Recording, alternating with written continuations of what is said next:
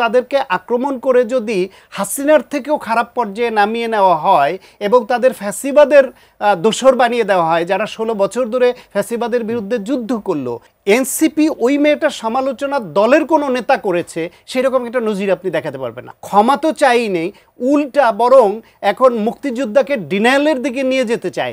কিছু কিছু নেতা এমন সব কথা বলছেন, এমন আচরণ করছেন, সেটা দলের জন্যই বিব্রতকর হচ্ছে এবং দল সেটা ওন করছে না বলেই দলের সিনিয়র লেভেলের নেতাদেরকে শোকজ করছে, সদস্য পদে স্থগিত করছে। এখন বিএনপি এত বড় দল, এত রকমের নেতা, বিভিন্ন দল থেকে আসা নেতা, তার একদম ইউনিফাইড হবে না, ফলে তাদের কথা এরকম হবে। কিন্তু এটাও বুঝতে হবে যে বাংলাদেশে এখন রাজনীতিতে আওয়ামী লীগের যে মুক্তিযুদ্ধের বয়ান ছিল সেটা হলো চেতনা বিক্রির বয়ান।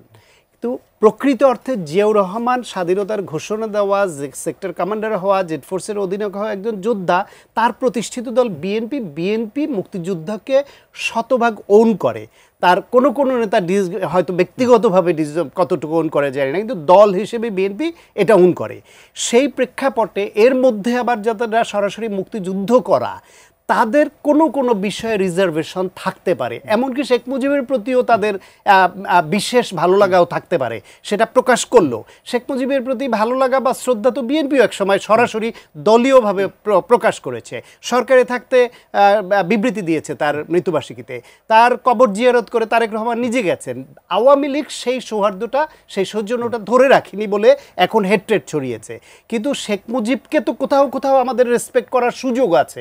এখন যারা তার সঙ্গে রাজনীতি করেছে, যারা তার অনুগত ছিল, পরে বিভিন্ন কারণে দল ছেড়ে বিএনপিতে আসছেন, তারা যদি সেই রিলেটেড কোনো তাদের ব্যক্তিগত মতামত দেয়, সেই জন্য তাদেরকে আক্রমণ করে যদি হাসিনার থেকেও খারাপ পর্যায়ে নামিয়ে নেওয়া হয় এবং তাদের ফ্যাসিবাদের দোসর বানিয়ে দেওয়া হয়, যারা 16 বছর ধরে ফ্যাসিবাদের বিরুদ্ধে যুদ্ধ করলো, যারা শেখ হাসিনা, শেখ মুজিব কাউকেই ছেড়ে কথা বলে নাই, সেটাও তাদের রাগের কারণ হয়। হ্যাঁ, রাগের কারণ হইল এমন কোনো শব্দ বলা উচিত না যেটা বিভেদ বাড়ায়, যেটা রাজনৈতিক সংস্কৃতিকে আরও খারাপ করে। যেটা যারা করেছেন, দল এটা ডিজোন করছে, স্পষ্ট করে দিয়েছে দলীয় সিদ্ধান্তের মাধ্যমে। আর রুমিন ফারহানার নাম উল্লেখ করে যেহেতু হচ্ছে, রুমিন আমাদের অনেক দিনের জি9-এর কলিগ, আমরা একসঙ্গে কাজ করেছি, তাকে আমরা জানি। সে মানসিকভাবে যা বলে করে এবং সে ট্রুলি রাজনীতি করে উঠে আসা না, ব্যারিস্টারি করে আসা, কিন্তু রাজনৈতিক পরিবারের এবং রাজনীতিতে জায়গা পেয়েছে। তার এই আচরণ এবং কথাগুলো সঙ্গত হয় নাই যে, এটা দলের লোকরা অনেকে বলছে। এবং আপনি দলের কোনো ফোরাম থেকে তার এইটার পক্ষে যে হাইপ তোলা, সেইটাও আপনি ভার্চুয়াল মিডিয়া কোথাও তেমন দেখবেন না। বরং তার সমালোচনা করার লোক দলের মধ্যেই অনেক পাবেন। ফজলুর রহমানের সমালোচনা করা লোক দলের মধ্যে অনেক পাবেন, দল বিরুদ্ধে ব্যবস্থা নিচ্ছে। হাবিব ভাই বা যাদের নাম বললো, প্রত্যেকের সমালোচনা দলের মধ্যে হচ্ছে। কিন্তু এনসিপি ওই মেয়েটার সমালোচনা দলের কোনো নেতা করেছে সেরকম একটা নজির আপনি দেখাতে পারবেন না।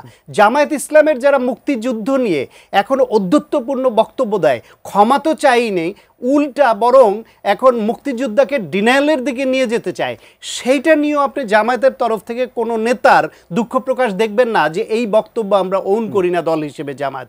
বা এনসিপিও তাদের নেতারা যা করেছে, আপনি সার্জিসের যে এক মহিলার থেকে টাকা আনতে পাঠানোর, সেখানে সেই ছেলেটা ধরা পড়া, সেই ব্যাপারে আপনি কোনো ব্যবস্থা দল থেকে দেখবেন না। কিন্তু আপনি অন্যান্য যতগুলো হয়েছে, আমি দু একটা প্রোগ্রামে সরাসরি বলেছি যে Tushar himself may be in trapped, কিন্তু সে ট্র্যাপ হয়ে ভুল করেছে, ট্র্যাপে জড়িয়েছে। তো সেই বিষয়ে তার মতো একটা প্রমিজিং নেতা বিতর্কিত হয়ে গেল। বিতর্কিত যেই এজেন্সি করুক, যে ব্যক্তি করুক, যারাই করুক, তার তো সতর্ক হওয়া উচিত ছিল।